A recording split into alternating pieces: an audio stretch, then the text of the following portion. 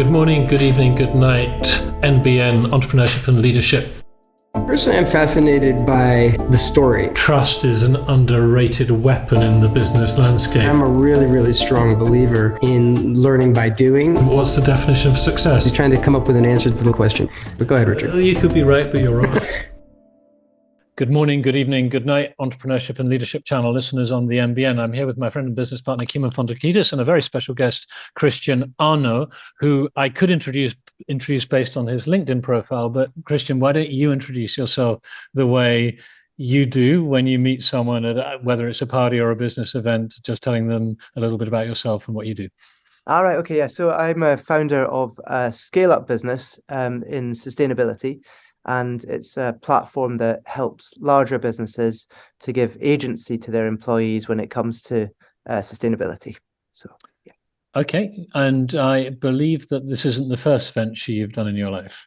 It's not my first rodeo. No. So Kimon and I crossed paths in the translation and localization industry in the past. So that was my first business. Yeah. Okay. What I was expecting you to say was that you successfully exited relatively in the last couple of years, wasn't it? It's relatively recent, your exit? Yeah, Christmas before last, yeah. Okay, so you've done what many of our listeners might dream of doing one day, which is to build up a successful business and sell it. Or some of our listeners might not realize that when someone starts a business, this is regarded as a successful outcome, and that they don't realize that an exit is what some entrepreneurs do. But anyway, thanks for that. And maybe if we just go a little bit back in your life, would your family, your friends, when you were a kid, a teenager, be surprised to hear that you'd gone into business and, been a successful businessman and doing your own thing? Or was it something that was always obvious that that's the sort of thing you might be going to do? I think it was sort of obvious. I had lots of little money-making ventures growing up. Selling comics to my poor mum and dad. You sold to your parents? Yeah, sold to my parents. Yeah. Good customer base. Yeah, very loyal, very loyal. The first sort of time I went out with the family was I used to get 20 pence pocket money growing up in Aberdeen, and I would buy these 1 penny sort of chewing gum things that had transfers on them.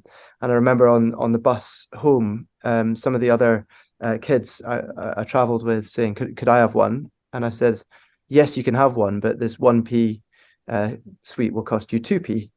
And by the end of the week, my 20p pocket money was 84p. My dad got wind of it, and he said it was totally immoral to be making money from other people. Really? He shut it down. So yeah. Okay. Regulation. Regulation. And you had a regulation at an early age. Yeah. Well, when I was 8 years old at New College Choir School in Oxford, where I grew up, I was buying lollipops for 1p and taking them in to the choir school where there were boarders who weren't allowed off the premises, and selling them for 2p, and that worked very well until that was closed down by the school. And I also was able to double my money in a matter of days, and thought that business was much easier than it subsequently turned out to be. That's amazing. We even had, exactly the same purchase price, and it lasted for quite a while before I got caught. But so it was anyway. So your parents weren't supportive of your entrepreneurialism.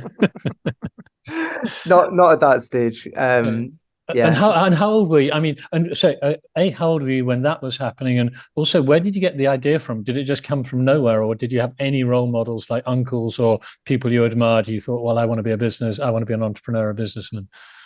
Well, I certainly didn't know the word entrepreneur. And I think I'd always sort of had an interest in money. Mum and dad joke that I knew how to add up 20p plus 20p before I knew how to add up 20 plus 20 type thing.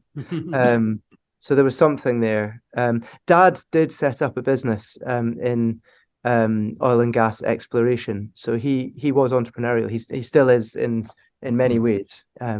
So, yeah. Okay, so business was okay for him, but not for you.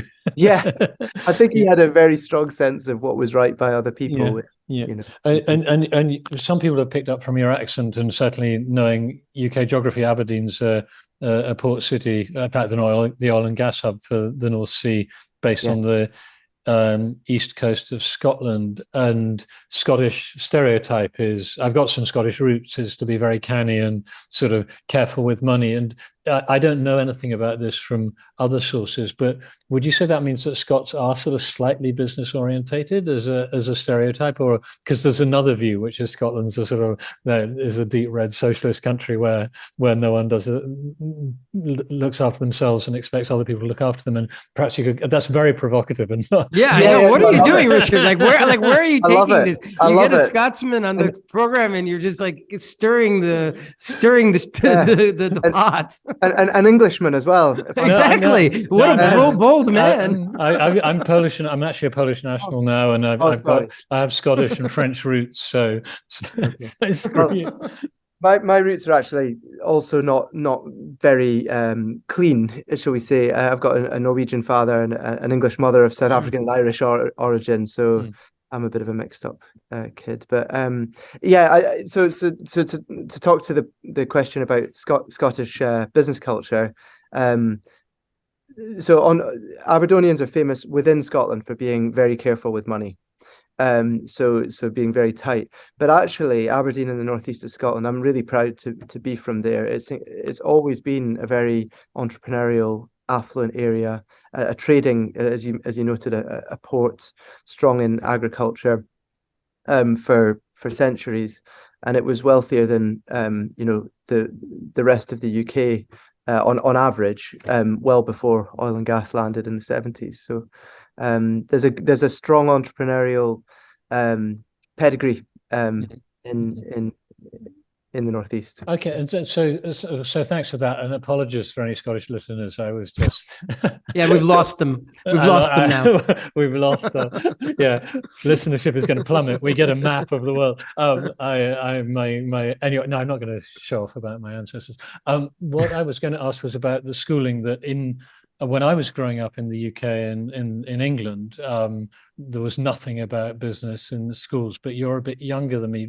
In your schooling, did you have any sort of preparation for life going into business, or was it more just you and what you wanted to do? Yeah, I think like you, I was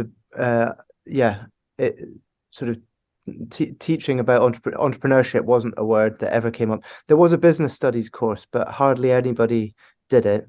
I think there was also a young enterprise group, but I for whatever reason I didn't get involved in that. So I just fell into it and had little ideas. Yeah. So tell us, like, how did you start actually? So I mean, apart from what was the first business? I mean, I'll start from like peddling sweets and stuff like that. What did you have was it the first business, the translation business, or were there other businesses before that, or what was the first sort of real business that you sort of did? Yeah, I would say that the first real business was the translation business. I did have a university venture. I set up the Oxford University Paintball Society as if it was a society, and it was a profit-making venture. I'm a bit embarrassed about that, but how much money did you make? Oh, it was single-digit thousands, I think, on that one. So it's not bad it's not bad compared to a summer job, though, is it? No, exactly. And met some cool people and got to play some paintball. So happy days. And health and safety insurance, it was all totally. Oh, I think I may not have got to the regulation side. One of our other interviewees, Michael, he's in Singapore now. He was running illegal booze parties. Michael Blakey was running illegal parties with alcohol in the States with no license. Basically raves. And he's more my generation, our generation, so older people's generation. And, he totally, I think that there are some people anyway. So you did, I saw on LinkedIn, you did languages at university, and quite a famous one between Milton Keynes and Swindon called Oxford, right? Is that correct? Yeah, I think you went to definitely a top 3 British university as well. I mean, there's a little bit of rivalry going on here. So again, listeners, ignore. So Oxford University is really quite well known, and a lot of people think highly of it. So you had the modern languages degree, and still that, despite having that, which gives you quite a good position in the job market to get a decent job, you just ignored all those options and went straight into business. Is that correct? Or how did you actually start the translation company, and why do that rather than getting a regular job? Yeah, so on my year abroad in Italy, I was a language assistant in a college, and the whole dot-com boom was happening, and it was just too exciting not to do something. And this is in the days when a Yahoo listing was the way to generate business rather than Google. And so I asked a friend at uni if he would create a website for me, advertising effectively student translation services. The company was called TGV24.com. We wanted a sort of European icon, and yeah, got that listing. It was a horrible looking website, claret and amber, and yeah, our first customer was Fuzzy Brush. They do these brushes that you can buy if you've forgotten your toothbrush in the gents, probably in the ladies as well. And they were, visionaries about being able to market online. And multilingual as well. I mean, multilingual, yeah, and they were going into a good basket of languages. What's the French for fuzzy? What's the French for fuzzy brush? I think it's le fuzzy brush. Le fuzzy brush. La brosse. The fuzzy I don't brush. Yeah, so that was great, and I guess it proved that people would trust an upstart translation business that they found online. We could keep customers happy; they would keep coming back. Good recurring revenue, and that made me think that. So I went back to uni, got my degree, and then my friends who'd built the website, they were going to be running their website design company, and I would try and get TGV going. Changed the name to Lingo sort of quite soon, and went from there. And what sort of stage was it when you knew that it was really going to work? I mean, because quite often people have an idea and you get the odd customer here and there, and at some stage there's a sort of a moment where you think, this is really going to be something. And was that the first customer, or was there some bigger customer that came along that sort of opened your eyes to the possibility? Because a lot of people in translation imagine that it's restaurant menus, and can't quite believe, or signs and lifts, and can't quite believe that you can make a living off it. Yeah, no, there were two things actually that happened that were real breakthroughs. Because I remember in the very early days, I was staying at my parents' house back in Aberdeen, and I was going to, networking events, and it was embarrassing, really. Like I didn't know what I was doing. I didn't know what my target customer was or value proposition, and I was so young. It was quite hard for, I think, normal business people to take me seriously. So thank God, I think the first breakthrough was understanding search engine optimization. I don't know if you remember, but in those early days, it was really quite easy to get to the top of search engines. There's the anecdote about, do you know the George W. Bush anecdote related to search marketing? So, I think it's still the case that on Google you can hit "I'm feeling lucky" to try and get the first result up. Yeah. It used to be the case that if a relatively small number of people linked to the same page with the same anchor text, that would be the top result. And so if you hit "I'm feeling lucky," it would go to that page. And so a group of bloggers who got this, who I used to follow, all linked to George W. Bush's White House page with the anchor text "miserable failure," so that when you typed in to Google, I'm miserable failure, I'm feeling lucky, you would see him as, that was their sense of humor. So but I guess that sort of illustrates that it was you could get search rankings, and Did you have like the white page, and then in white text you'd like translation? We weren't doing all that like crazily obviously black hat stuff, and we did get in trouble with the search engines a little bit later on. But yeah, I mean, that because the beautiful thing there was, I was sitting in this spare room in Aberdeen, but I was getting business inquiries. Sure. Quite large. Had you fixed your website to look a bit better than the purple and beige or whatever it was? Yeah. It was a sort of more like appealing blue and white, I think, at that point. So, but like from so that was like the marketing thing. You were like doing search engine optimization, or early, or it sounds like very early search engine optimization. Sorry, I was going to say, so the Aberdeen Chamber of Commerce, they looked at you and thought you were too young to be in business. But as they say on the dog at the keyboard on the internet, no one knows I'm a dog, right?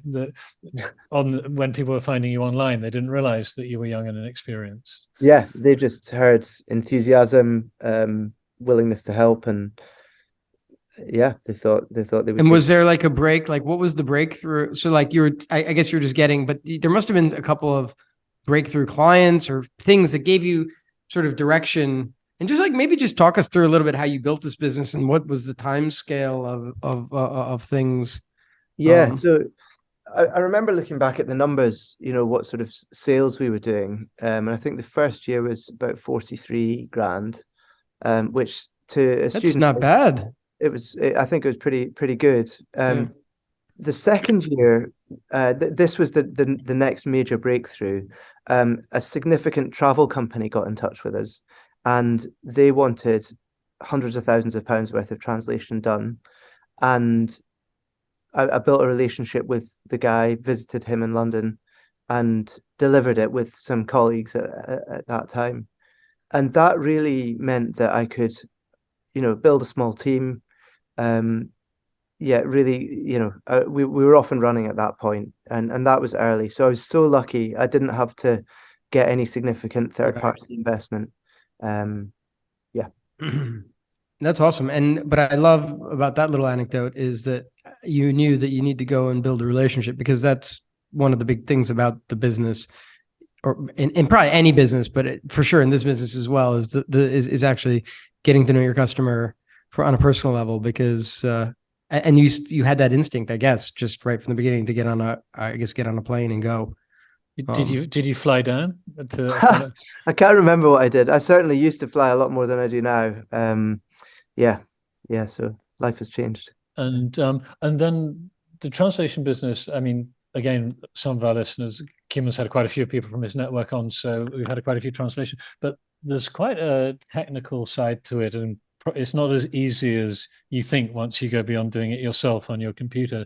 So, at what stage did you sort of figure out, and how did you figure out all the sort of the technical process, project management, translation memory stuff in the background that now maybe more people know about, but back then I imagine, did you learn that at university, or did someone teach you, or did you hire someone? How did you get that know-how? So I mean, I've always been because it was the dot-com boom and technology generally that was in some ways differentiating us from other providers at that time. We've always been on the front foot, or we always were on the front foot when it came to technology. I'm not a techie though, so I had to get people involved. And so those colleagues, those friends of mine who, ran the web design agency, they were our first techies. And then we sort of built out technical capability, ever more type thing. Including, I guess, Joss, who led our tech team in those days, he recruited some people in Romania when we first went to Romania. And we had a guy in New Zealand who worked with us for a long time on some of the sort of the really translation specific technology. Yeah. And so you got the sort of six-figure client, and by the way, grand means 1,000 for non-British English listeners. And did you at that think, wow, well, if there's one travel company that can do that, I can build this up to be a big business? And did you have like a vision of where it was going to go? Because sometimes people these days, when people are looking for funds, they're told, paint a vision in the minds of investors. But I think you said you didn't have investors at all. And did you know where you were taking it, or did you just think this is a good idea? I'll just do this until forever or whatever? Yeah, I didn't have a vision. I thought it was a good idea and it had to be done, and there was lots of opportunity. But I think at that stage, I wasn't enough of a strategic business thinker to even think, we've got this client in the travel industry, I'm going to focus on travel, or find other companies that look like them. I think I was quite focused on building a business that had no offices. that was all operating through technology and That's remote. interesting. That's ahead of you. That was very much ahead of your time. Ahead of your time, actually. Yeah, and I didn't like the whole sort of like traditional way of doing businesses with offices and having to meet people. I instinctively, I actually like that a lot more now. It's funny how I don't know, sort of counter cyclical or something, or just an awkward bugger, maybe. You've just crashed our iTunes listenings now. Yeah. saying that. So, we'll be delisted. So you had the vision of remote. Okay. So was there anything? And did you ever raise investment until you exited, or was it just 100% you, or did you cut some other people in? Yeah. So much later than most businesses would. I think after sort of 11 years, I was on a stag do and I met a guy who's now a good friend, who and was talking to him about the business and specifically about share options, because I wanted to find a way to reward people who are on the journey. But I'd heard lots of stories about share options not really working. And he said, well, my boss has done an amazing job of that and built a huge business, and really rewarded people over multiple sort of exits. And so you should speak to someone. So I met with his boss and got on well with his boss. And he invested quite a bit in Lingo and was chairman. So yeah. Interesting. And then did you then roll out some, because it is kind of that is an interest. So, and you rolled out a some share option program or some, because yeah, I think that's something that a lot of companies, like we did that at Argos as well, very successfully. But I think a lot of translation companies that I know, they don't do that. And it is very difficult. And I actually do agree with whoever was telling you that it's actually is very difficult to get people to actually care about it, because you care because it's your company. But even, and it sounds wonderful, but very often it's hard to get people to care or to give an amount that makes it. So how did you, were you successful? Do you feel like you were successful with that, or? No, I don't think we were. I think there were quite a few mistakes on that one. What I wanted to give everyone in the company an amount, and the others didn't. But I insisted. The result of that was that people got payouts. Well, they didn't care about them Exactly. but they got some payouts, which is fine.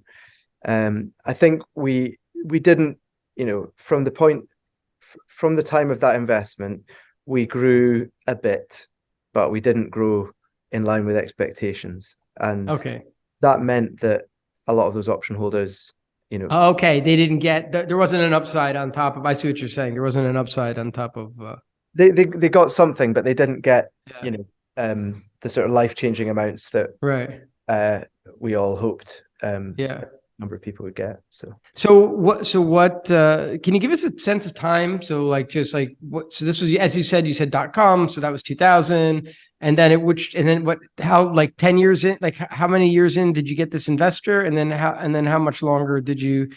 So I think in many ways, it's a game of two halves. It's a business founded in 2001. I think the investor came in 2012, if I remember rightly. Okay. And then the business was ultimately sold in 2021. So yeah. And then what was the process like? So it was just slow and steady all the time, or it was just up and down, or and then did the investor make a difference in sort of like pushing you to go forward? It didn't sound like the post investment was like hyper growth or anything like that. No. I mean, there were lots of good learnings from it. I mean, the focus on recurring revenue and on sizable accounts, I think, made sense. Although the transition we made, I think, was a little bit faster than it should have been, and that caused some problems. I think the culture of the business sort of was compromised. There were different cultures there, and I think I maybe deferred a bit too much to some of the people who came into the business. But you live and you learn, and I got a good exit, and family's well set up, and Can you give us a sense of size? How big was, because I actually have no idea how big was, or is there anything that you can or would or interested in sharing in terms of how, well, obviously it started when you were by yourself, and then how big did it get actually? So in terms of number of employees, the highest number of employees was about 230. Oh my goodness, huge. It came down in terms of number of employees, but while sales was rising because we just got a lot efficient in terms of how we did it. Nice. The sort of orders of magnitude of turnover, I think the peak was $15 million. Nice. That sort of order of magnitude. Nice. And then, so tell us about the decision or how, so you'd been doing it, I guess it's now we're talking about 20 years, and you decided, so like, was that a tough decision? Like, how did you, what happened that made you decide that, look, I want to do something, I don't know, was it, I want to do something else with my life? I want to, I'm bored, or what was the motivator to change, to make a change, or to do something? So I'd always had this sort of slightly awkward relationship with capitalism. I fell out with my best mate at the age of 19 about how to change the world, and he wanted a revolution, and I was like, no, we can do this through business. So that's a sort of bit of background as me, and I tried through the building of Lingo to try and retrofit a sense of purpose, and obviously that's a very personal thing. I'm sure you'll have your way of doing that, but for me, I couldn't find enough purpose in it, and so I was sort of floundering a little bit, and I went non-exec 17 years into the business. So stepped up, was the phrase that the chairman said, to be founder and president, and work 90% of my time still with Lingo, but then I had 10% of my time to start thinking what next, and I thought that I might do some sort of advisory work, some low level of investing, that sort of thing. But my wife called it pretty quickly. She was like, "No way are you gonna sit on the sidelines. You're gonna set something up."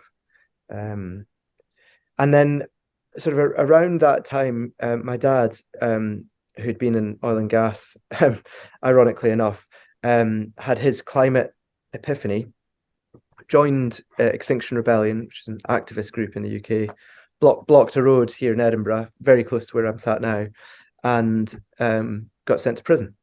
And oh my God. I think I was whinging to him about Brexit at the time, and he sort of said, "Christian, Brexit's really bad. I wish it wasn't happening, but it's a pimple versus the climate agenda. Why don't you have a look at that?" And so the obvious thinking to me was, can I build a business that I can really scale, that's going to have impact on climate? Okay, so tell us where we're going.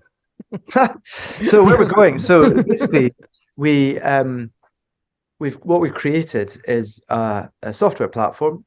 So it's accessible by employees within larger businesses and by heads of sustainability, heads of finance, and so on.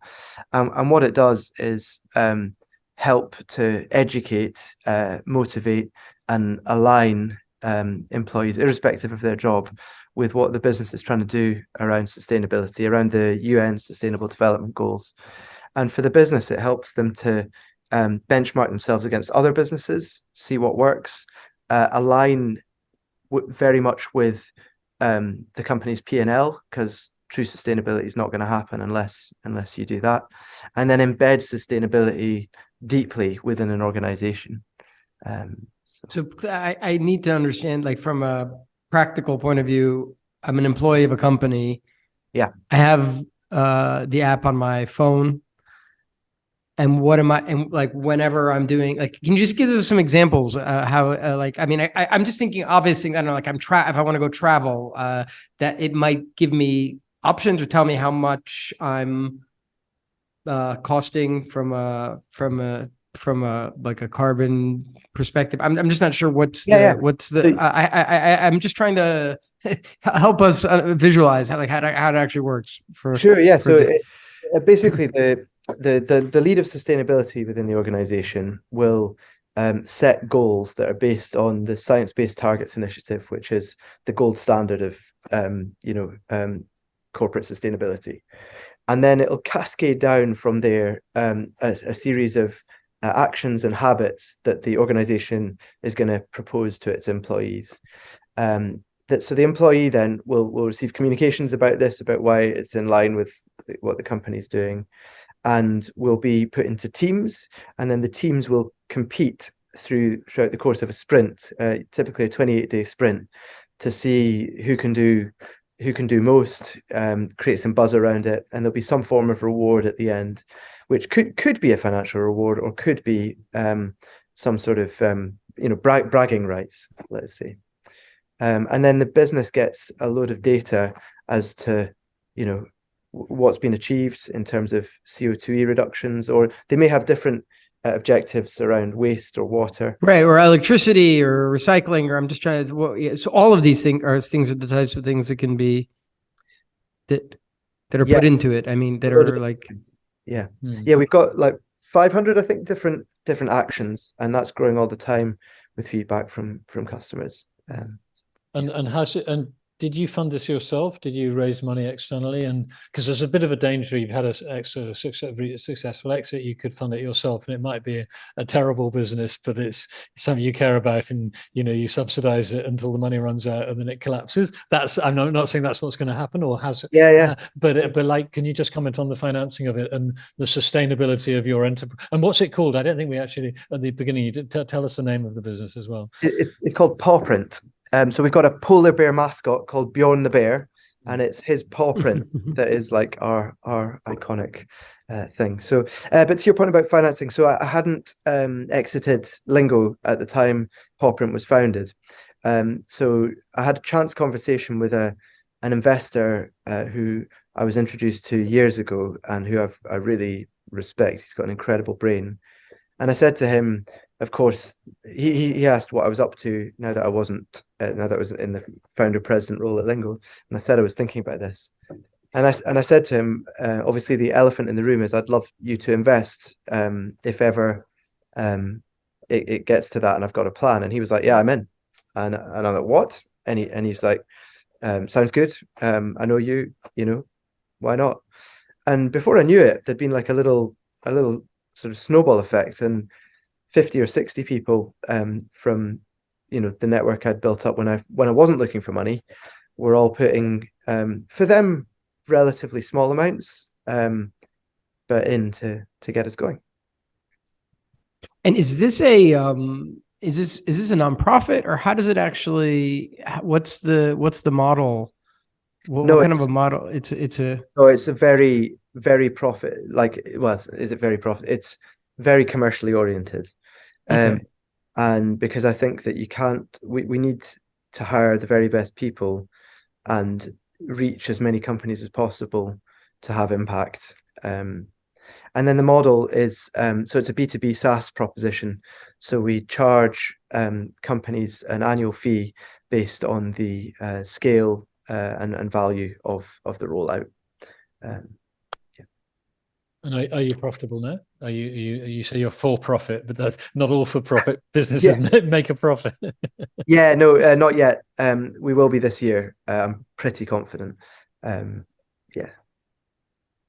Cool. And how long has this been going now? It's been going for a while. It seems like it's been. So the business was founded about 3.5 years ago. We launched the business proposition May before last. So we've actually been sort of in the market for about a year almost over a year and a half. And we're at we just passed 600K of ARR. We've got big customers like Vodafone and Tesco Bank. Who else that you would have heard of?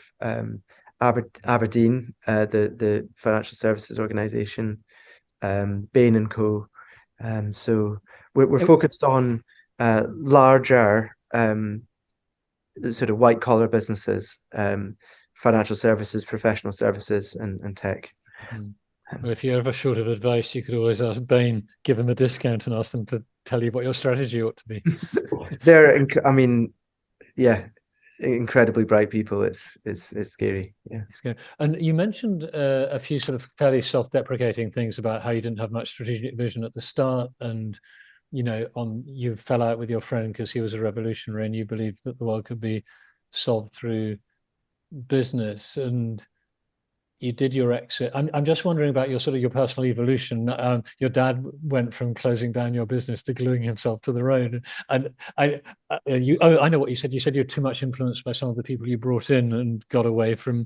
And it's like, are you at this stage in your life, are you making your own mind up? And like, if you've had influences on like where you are now, is it internal? And you also mentioned your wife as well, and then I also noticed you're competitive, right? You do competitive sports, so I'm wondering if under the surface you're following the Christian way, but it's giving some recognition of external influences, or are you very much a stick in the stream being swept along by other people's opinions? No, it's hard to know, isn't it? I feel more confident now. Than I was, more relaxed. I'm like, I love games and fun, and I think when things stop being fun, life's too short. Yeah, it is an interesting one, the extent to which you should be influenced. I think I'm pretty clear, certainly I'm very clear with Pawprint that the model is right, that the opportunity for impact is great. And I think we're approaching it like there are some people doing similar things, and I think we're doing it much, much better in terms of what I think we're all trying to do, which is have impact. So I'm not sure if that answers your question.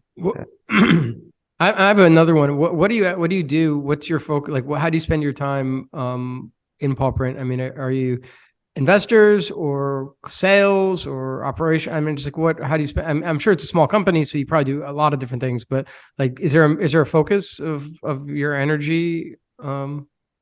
Yeah, right. Well, right now, so we've done some investment work. There's a little bit more investment work to be done, but I would say at the moment, maybe 20% of my time is on investment. We don't have much to do. We don't actually need any more investment to get to break even, but we just feel like a little bit of buffer might be useful. So most of it is on customers at the moment. Okay, that's what I thought. Yeah, and that's great. And then feeding back the learnings and insights to the product team, the customer success team. Yeah. And so how do you find because are there, so these have to be big like you have to be selling into big organizations, because like who's going to have like a sustainability charter? I don't know. I suspect these are big organizations. And have you found that there's places like, where do these people sit? Who are these people actually? Who is the client? It's not the CFO. Who is is it the CFO? I mean, who is the client actually for you? The client, the sort of day-to-day clients would be sort of leads of a sustainability program. Okay. And the client with budget would typically be the heads of sustainability. But what we're really doing now, and we've got a really cool ROI calculator, is helping finance people understand the return on investment on sustainability engagement, because it's often like I sat down with the CFO from a wealth management company a couple of months back, and I said to him, what's the, which line in your P&L are you thinking about this impacting on? And quick as a flash, he was talent, because they are losing more talent than they would like. And if they could retain 10 more people per year because they believe that they can have a sense of purpose, drive the sustainability agenda by staying, that would be worth £1 million a year to them. So that's actually where I was going, and you're actually answering is, so what's the pitch? I mean, that's like basically the pitch, and that is what I suspect that there's more than one, but I was actually, but the fact of giving your, like, I don't know what I'm sure you have. Pawprint has a pitch, but like giving your employees a sense of purpose or something like that could be like, is that one of the main, is that that's a bit major selling point, like giving your employees a sense of purpose? I think, yeah. I mean, that's definitely a driver, that people, in their 20s and 30s are very motivated by purpose, and they want to see real action. And Pawprint makes action transparent and drives more action. So, yeah. What would be some of the other selling points? So, for a lot of companies in the UK who sell into the public sector, 20% of the score now comes down to what you're doing on ESG. So being able to evidence action in tenders will increase your chances of winning, in some cases, huge contracts. So government, these are government. So like the government saying we want companies that are thinking about sustainability. So and be able to prove it, right? Because everyone says they care, but then it's giving people data. And you mentioned, like, when you're talking to the investor, you talked to him about this idea.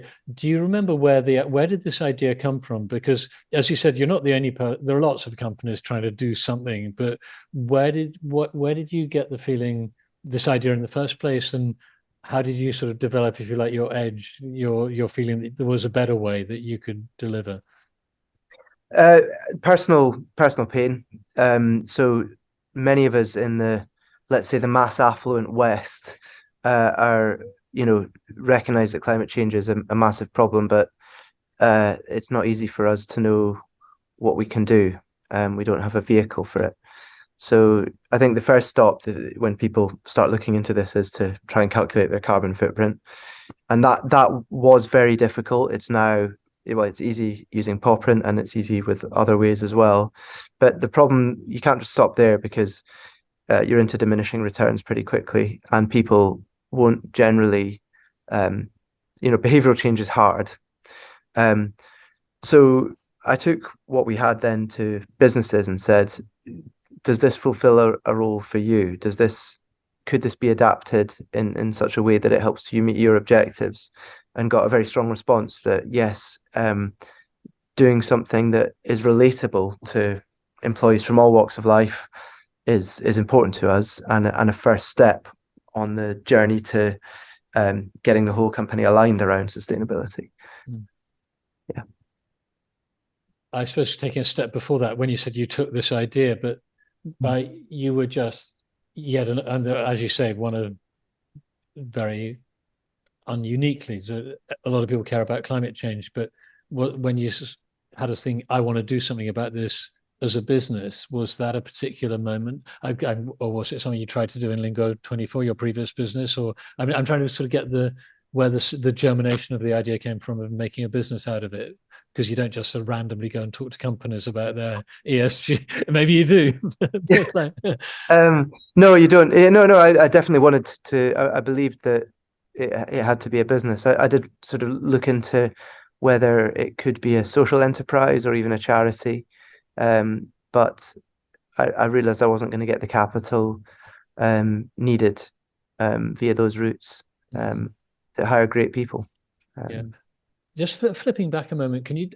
We skipped over it, but I think it's interesting. Is when did you decide to sell your previous business, and what was your process? How did you go about that? That we left that out. Obviously, it happened, and I think it's on your link. We know you were acquired by Unbabel here in Lisbon. Here in Lisbon, acquired you. Yeah. So we know that, but can you just talk us through how you just took the decision and how you did it?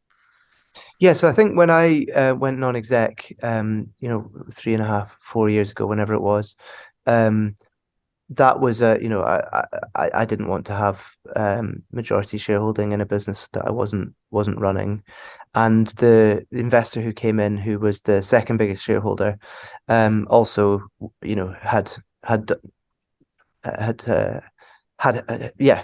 run it as long as he wanted to. Was ready. He was ready.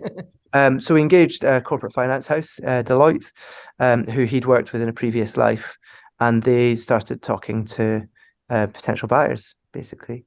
It was very close to being sold just before COVID hit, but that was kiboshed by the deteriorating conditions.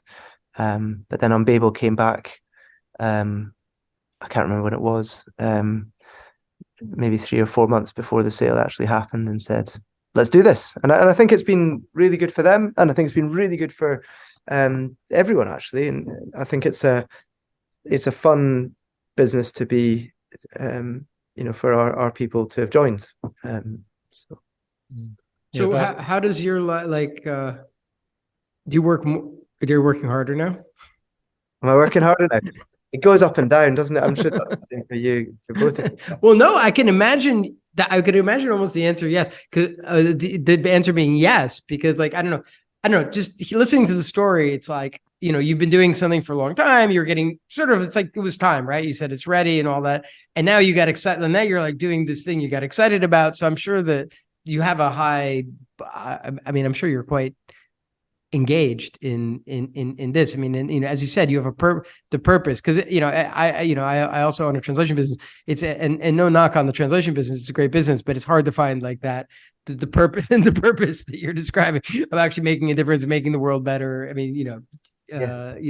Directly as a result of your business. Obviously, you can give to charity, you can do a lot of other things along the way, you can help as an organization, but the direct work to benefit to I don't know. A flawlessly translated guarantee card is very important, Kimon. Yeah. No. Yeah. I am working hard, and I love this business, and I love what it could do for people ultimately. Yeah. Where's it going to go? Where could it go? What's the potential trajectory of this, and how local is it? How local is it actually? It's not I know you said Aberdeen, so I assume that you're getting some client, a local, whoever you have locally, your local network. But is this something that is currently global, in terms of where you're selling into, who these people are, or does it clearly has the potential to be, I guess. Yeah. But yeah, so for someone who shares a localization background with you, it's embarrassingly sort of UK centric at the moment. But we do have some customers who are using it internationally, in Egypt, in Australia, in Hungary, and so on. So the plan is to internationalize more. I think in terms of the market opportunity, so there are, we're focused on larger businesses, and in the UK there are 4,000 businesses with 500 plus employees. In the EU there are 20,000, and in the US there are 184,000. Wow. Okay, so that gives you a nice indicator. Can you say how big does the business have to be? So Argos is oh my God, how big are we? Around 400, maybe under 400. I don't even know how big it is now, but we don't have a sustainability manager or something like that. So I'm just wondering what is the size of the bit? They have to be pretty big. How big are the bit? Is it employees, or is it a revenue thing? What's the size of the business where it then fits in? It's a target, whatever it's a target, basically. Yeah, that's a really interesting one. So the smallest company I know of that's got sort of people with sustainability job titles. Actually, that's not true. We've got Uni, the pizza oven company. They've got sustainability principles, and I don't know how many people they have, but I think it's similar number. Yeah. Okay. Yeah. They're interesting though, because they're in the consumer space, and I think in the consumer space there's a real drive to show that you're a B Corp and Yeah. Now in the US, now you seem to be indicating that the US is this gigantic market, but I wonder, what are the how much is the government incentivizing those companies to do things? I know there are other things in the US with regard to, let's say, minority ownership and stuff like that are very heavily incentivized, which are very, very, it's very lucrative to be, it's good. It's actually a very good thing. It actually works. Basically, it helps minority owners get more business. And it's not only a government thing. It's actually big corporations have that as well. So like you could be dealing with a subcontractor thing. So you have just like a gigantic company that's buying stuff from subcontractors and they demand a level of sustain. Now, I don't know, have you done the analysis? Like first of all, I guess the way you were saying it, is the US the market, or like the biggest market where you would possibly go, or yeah, and then how much of these other things the government or private like rules come into play? Yeah, so there's regulation coming in around the different scopes of emissions. So there's scope 1, scope 2, and scope 3 emissions, and there's more regulation around scope 1 and 2 at the moment. Our contribution is more to scope 3. So that is happening, and the government in the US is definitely more onto it than it was in the past. I think there's still some cultural differences. We've had advice that we should start in blue states, because it's, I think, more political in the States, in the UK. And I think that there may be a smaller, of those 184,000, there may be a smaller percentage initially that might be, addressable for us. But 1% of 184,000 is... It's big. Yeah. It's a lot. Yeah. And so, sorry.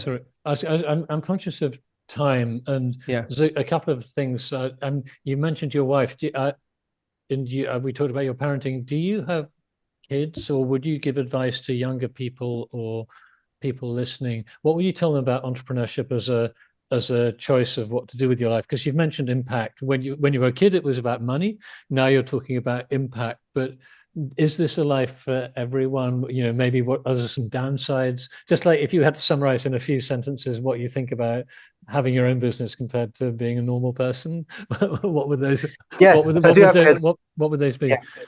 I do have kids. They're 10, 8, and 5, and I think there may be one of them maybe more might be destined for this path. I think I always say that the sort of highs are higher and the lows are lower, if you're setting up your own business, and so that may not be for everyone. Some people want more sort of stability, may think of risk differently. I think it's a fantastic way to learn. I think doing it straight out of uni when you have no responsibilities, I'm assuming I think a great way to learn what business is really like. Yeah. So I think it's a great path. Yeah. We're lucky. Mm. Yeah, certainly. And obviously you've been and I'm modest about where you were and where you are now. If you think about the lessons you've learned or things you'd have done differently if you'd had the benefit of hindsight, were like really big obvious mistakes in my case, or maybe a few things that took you a bit of while to realize were more important than you thought to start with? Yeah, that's really interesting. I think most of the things I would do, things that I did earlier. For example? Yeah. For example, I think probably I maybe should have sold lingo a bit earlier. That might have been better. What else would I do differently? With lingo, I think we didn't build a sort of proper scalable sales function. I think we were a bit reliant on me and maybe one other. But I think it was a great experience overall. Managed to travel the world in my 20s primarily, and learn from all these different inspirational businesses and people around the world. So that was good. What else would you do differently? I don't know. Not too much. Not one for changing too much. And you learn from people, but again, to make this practical, where do you get your information? Do you listen to the radio? Do you watch YouTube videos? Do you just go to events? Where do you learn if you want to learn something? Because like business it's not rocket science, but there's loads of things you don't know when you start that you have to learn from somewhere. And where do you tell people to go to make sure that they learn rapidly? Because it is a question of speed as well, because if you learn too slowly, you die, right? Yeah, I think mentoring's important. I think there are also sort of self-help groups for people running businesses that are really useful.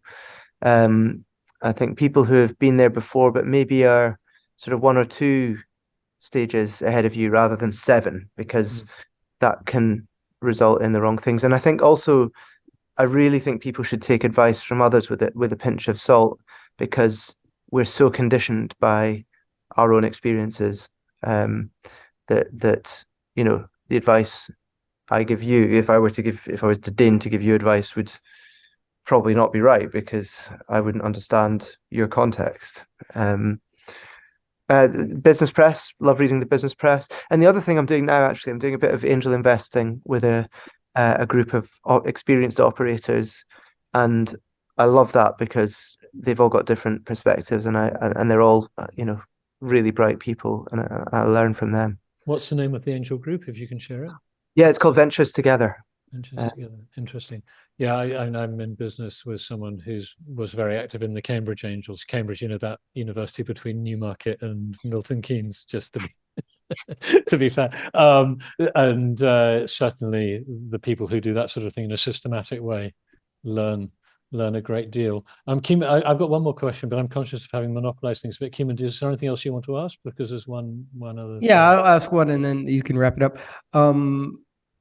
I find this very inspirational, personally, because I think about the same thing. Actually, I think about how can I make a difference.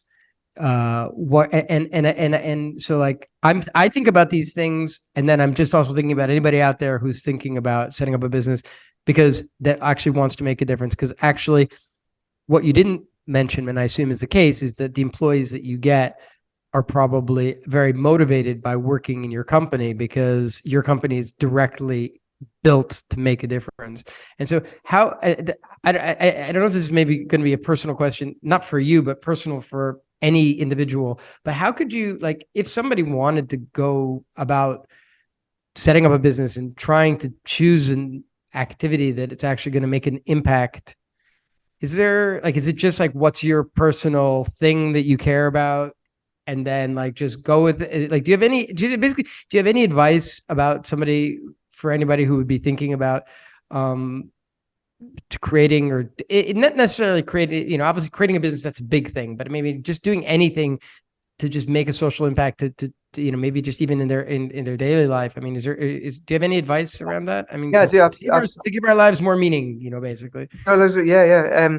So the sort of framework. So I started off focusing this business on climate action, but the more I've got into it, because I've been learning myself, it's like sustainability is like a leaky bucket with lots of holes in it, and climate action is just one of those holes, and there are other holes that include gender inequality, wealth inequality, biodiversity, oceans, you name it. And I think that looking on the United Nations website at the UN Sustainable Development Goals, the SDGs, and trying to look at the one that just talks to you, that resonates with you within there, and how, whether it's coming up with a business idea or thinking of a business inspired by what's there, is a great thing for people to do. The second thing I'd do is point people to the B Corp movement, which is all about businesses changing their articles of association so that they're not just there to serve shareholder interests, but also other stakeholders, including looking after the environment. And I think the B Corp community is a really impressive group of people. Yeah, that sounds really interesting. Actually, I don't know much about that, actually.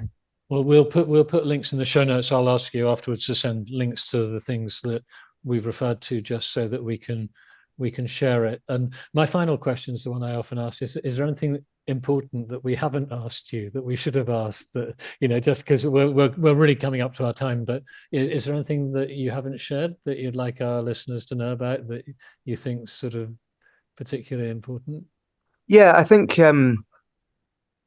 people get very driven by money, and I remember sitting with a very successful entrepreneur here who said anything more than a certain amount is status. And I think there's a lot of truth in that. And I think that amount is actually lower than most people might think. I think there are, it's important to have success to build the sort of life you want, but the success of that life is not measured in money. I think that I think is a really important point. Mm-hmm. I think that's a very good point to end on. So Kimon does the rap much better than me, so I'm going to toss the ball over. Oh, really? Yeah, I was trying to get you to do it. I was trying to get you to do it this time. For a change. No, I'll hand over to Kimon. No, but anyway, Christian, I'll do it. So anyway, seriously, thanks for taking the time. I love to hear about, look, seriously, this was inspiring for me personally, and I hope that it's inspiring for the people that listen, because actually doing something that makes a difference should be it actually matters. It isn't only about money.